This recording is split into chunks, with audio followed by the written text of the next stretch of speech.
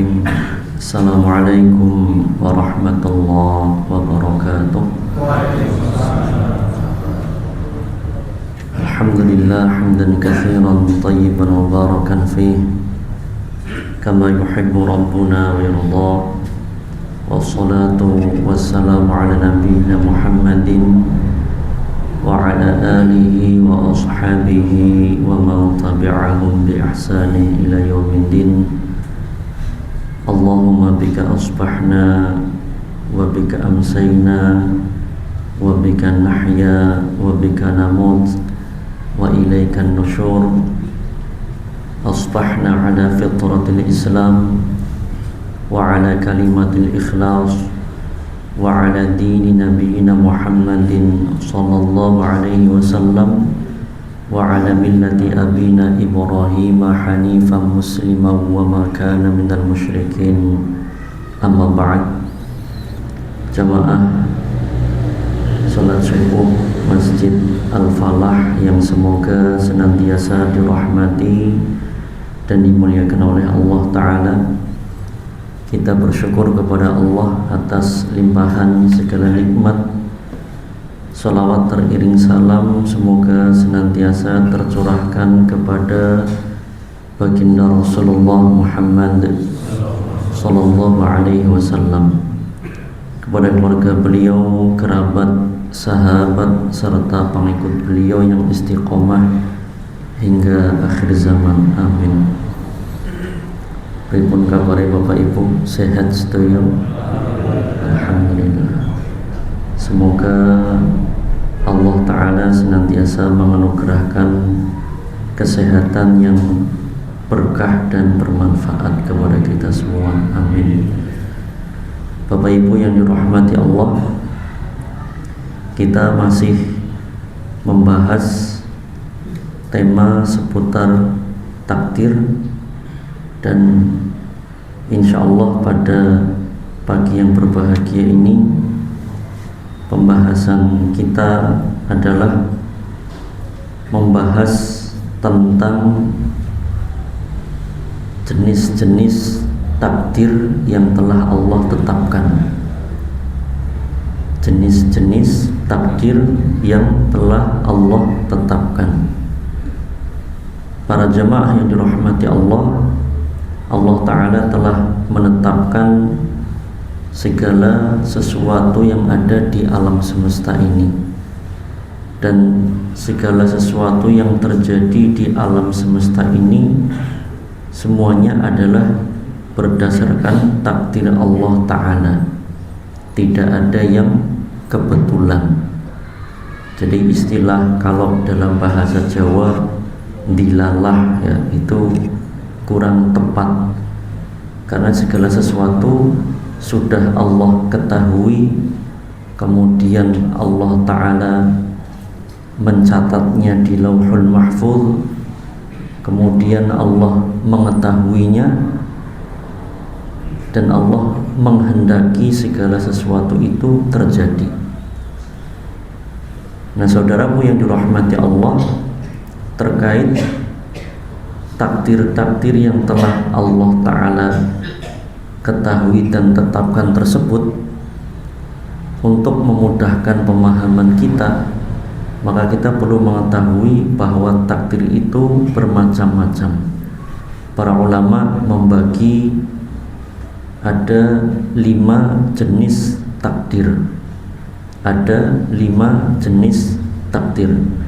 Insya Allah dengan kita mengetahui jenis-jenis ini akan lebih memudahkan kita untuk memahami bagaimana cara beriman terhadap takdir, dan kita semakin yakin bahwa segala yang terjadi di alam semesta, termasuk terjadi pada diri kita, itu semua sudah ditentukan dan ditakdirkan oleh Allah Ta'ala.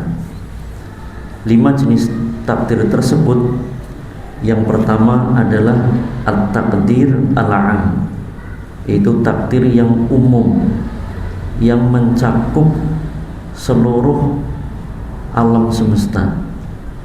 wa huwa taqdirur rabbi li jami'il kainat bima'na ilmuhu biha wa kitabatuhu laha wa masyiatuhu wa khulquhu laha.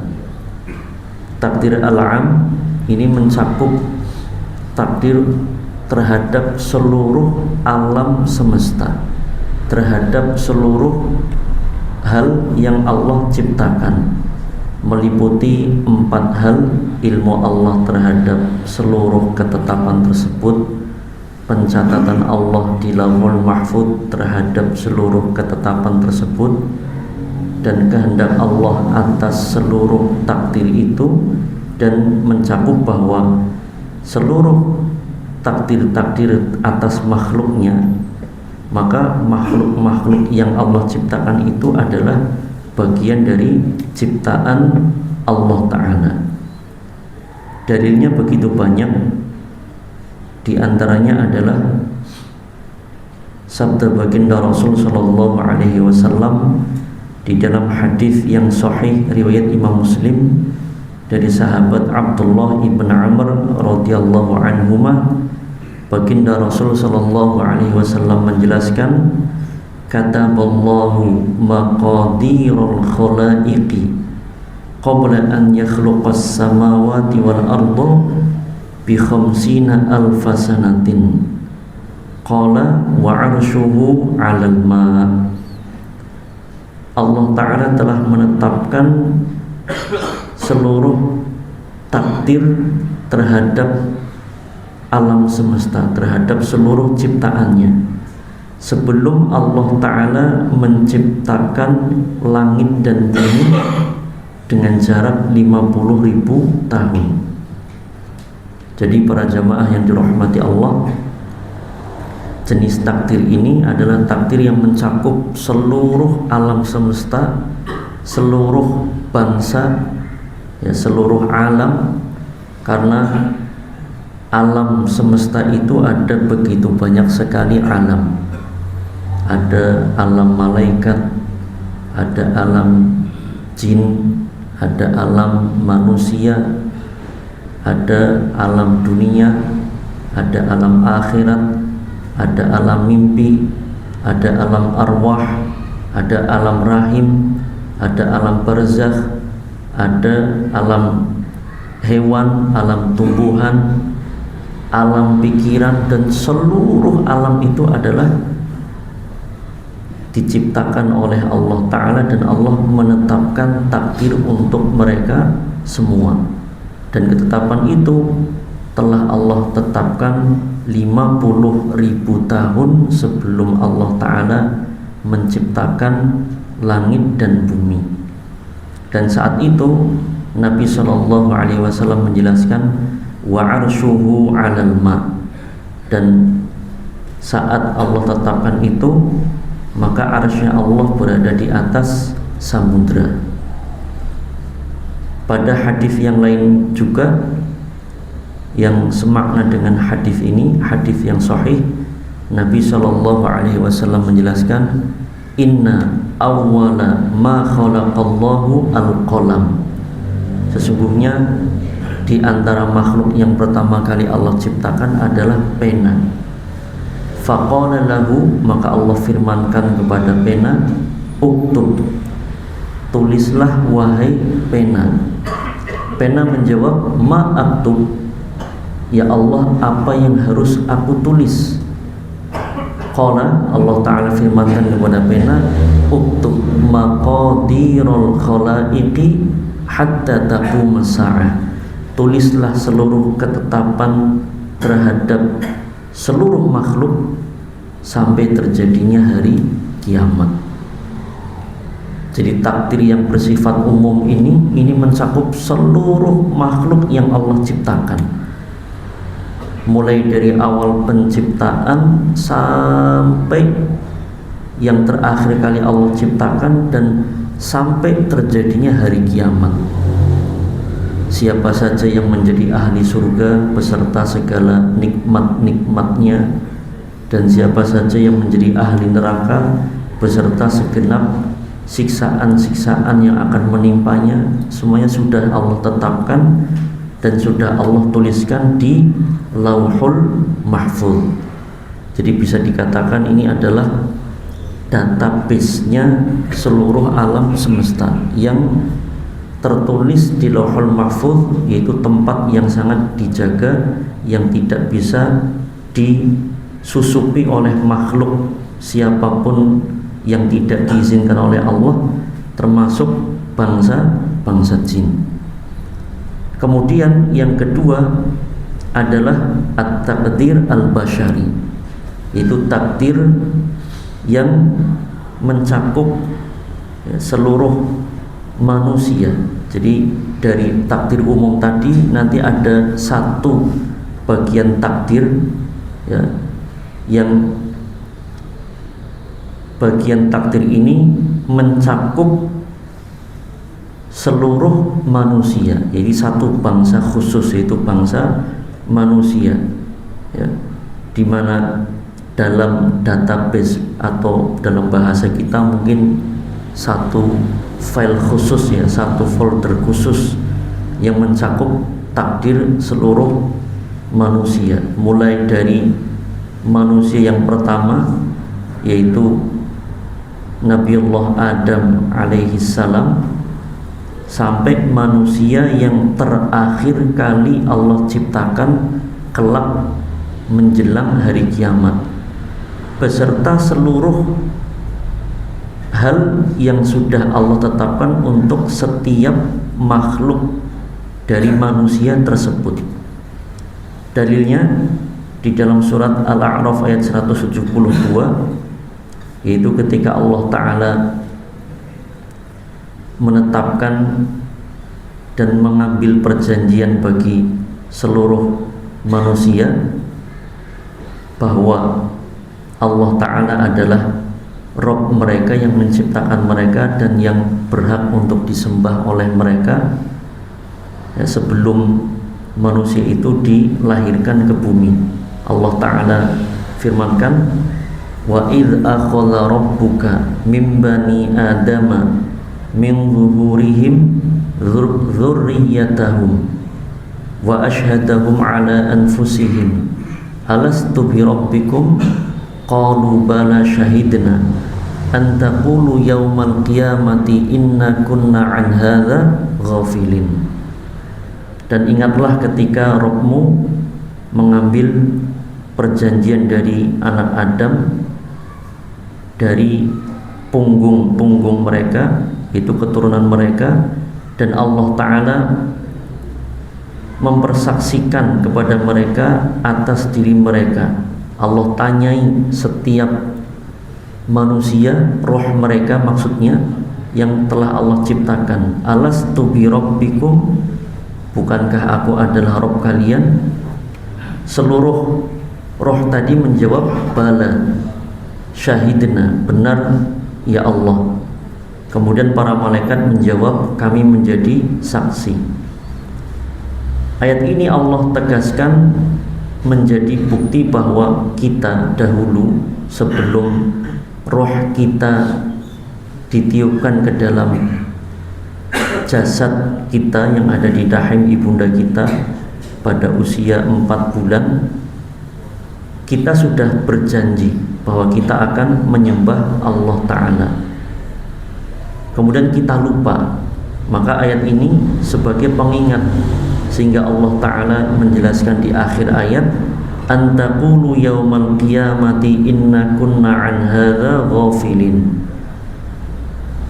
Allah Ta'ala menjelaskan ini semua agar nanti kalian jangan sampai mengatakan pada saat hari kiamat, inna kunna an hadza ghafilin, kami lalai dari perjanjian kami terhadap engkau ya Allah. Jadi maksudnya takdir yang jenis ini Allah Ta'ala telah menetapkan semua manusia, mulai dari manusia pertama sampai manusia terakhir, sudah Allah tetapkan takdir mereka, mulai dari kapan mereka diciptakan, kapan mereka dilahirkan, apa saja rezeki mereka, kemudian usia mereka, ya, jodoh mereka, semuanya sudah Allah tetapkan sampai ajal mereka akan terjadi kapan, dan sudah Allah tetapkan juga di antara mereka siapa yang nantinya menjadi ahli surga dan siapa yang menjadi ahli neraka. Itu adalah jenis takdir yang kedua. Kemudian para jamaah yang dirahmati Allah, dari takdir jenis kedua ini yang khusus mencakup seluruh manusia, ada mengerucut lagi yang disebut dengan at-takdir al-umri, takdir yang khusus mencakup satu person manusia, fulan bin fulan bin fulan bin fulan bin fulan al-fulani. Misal takdir khusus untuk satu orang manusia, misalnya namanya Agus Duyanto Nugroho bin Sutomo bin Parto bin Suparti bin Sutomo bin Parto Dimejo dan seterusnya. Jadi satu orang ini sudah Allah tetapkan takdirnya yang disebut dengan takdir al-umri. Takdir al-umri. Dalilnya apa? Yaitu hadis yang sering kita dengar, bagaimana ketika roh itu ditiupkan ke dalam jasad saat berusia 4 bulan. Di dalam hadis yang sahih Nabi Shallallahu Alaihi Wasallam, ya, riwayat Imam Bukhari dan Muslim, Nabi Shallallahu Alaihi Wasallam menjelaskan, Inna ahadakum yujma'u khalquhu fi batni ummihi arba'ina yawman nutfatan. Sesungguhnya salah seorang di antara kalian diciptakan, ya, di bentuk penciptaannya dalam urutan 40 hari menjadi nutfah, ya, di dalam rahim ibundanya. Nutfah itu yaitu semacam sperma yang sudah membuahi ovum, ya, yaitu selama 40 hari. Thumma yakunu alaqatan mithla dzalik, kemudian menjadi segumpal darah selama 40 hari juga. Thumma yakunu mudghatan mithla dzalik, kemudian menjadi segumpal daging selama 40 hari juga. Jadi total 120 hari, maka genaplah 4 bulan. Setelah 4 bulan ini, thumma yursalu ilaihil malak, kemudian diutuslah malaikat, wa yu'maru fayanfukhu fihi ruh, kemudian malaikat itu meniupkan rohnya, wa yu'maru bi arba'i kalimatin, maka malaikat tersebut menuliskan takdirnya. Dan secara global ada 4 perkara: bikat birizqihi wa ajalihi wa amalihi wa syaqiyyun aw sa'idun. Dituliskan rizkinya, ajalnya, kemudian amalnya, dan juga akhir kehidupannya, apakah menjadi orang yang celaka atau menjadi orang yang bahagia. Jadi ditetapkan akhir kehidupannya, apakah mendapat husnul khotimah atau su'ul khotimah saat meninggal dunia, apakah di alam barzakh nanti mendapat nikmat kubur atau siksa kubur, dan di akhirat kelak apakah menjadi ahli surga atau menjadi ahli neraka. Itu sudah Allah tetapkan. Dan yang keempat, at-taqdir as-sanawi, takdir yang bersifat tahunan, yang berlaku selama 1 tahun. Nah, inilah yang Allah turunkan pada setiap malam Lailatul Qadar, ketika Allah Ta'ala firmankan, tanazzalul malaikatu warruhu fiha biizni rabbihim min kulli amrin. Para malaikat berbondong-bondong turun ke bumi pada malam Lailatul Qadar tersebut. Warroh, termasuk malaikat Jibril yang memimpin para malaikat. Mereka turun ini bi'idni rabbihim min kulli amrin, atas izin Rabb mereka, atas izin Allah, min kulli amrin, yaitu membawa setiap perkara yang telah Allah tetapkan selama 1 tahun, berlaku mulai dari malam Lailatul Qadar tersebut sampai setahun berikutnya, yaitu pada malam Lailatul Qadar tahun depannya. Sebagaimana juga disebutkan di dalam surat Ad-Dukhan ayat keempat, fiha yufraqu kullu amrin hakim. Pada malam Lailatul Qadar tersebut didetailkan, dijelaskan, ditetapkan segala perkara yang penuh kebijaksanaan. Maksudnya malam tersebut diturunkannya takdir yang akan berlaku di atas muka bumi ini selama 1 tahun. Apa saja isinya? Semua kejadian yang akan terjadi di bumi ini selama 1 tahun ada di dalam takdir tersebut. Siapa yang lahir di tahun itu, siapa yang mati, siapa yang menikah, siapa yang bercerai, rizki manusia, rizki hewan, rizki tumbuhan, rizki jin, semuanya sudah tertulis di takdir tersebut yang berlaku selama 1 tahun. Nah, dari 1 tahun ini maka takdir yang kelima akan lebih diperinci lagi dalam takdir yang disebut dengan at-taqdir al-yaumi, takdir yang sifatnya harian. Jadi takdir yang bersifat harian.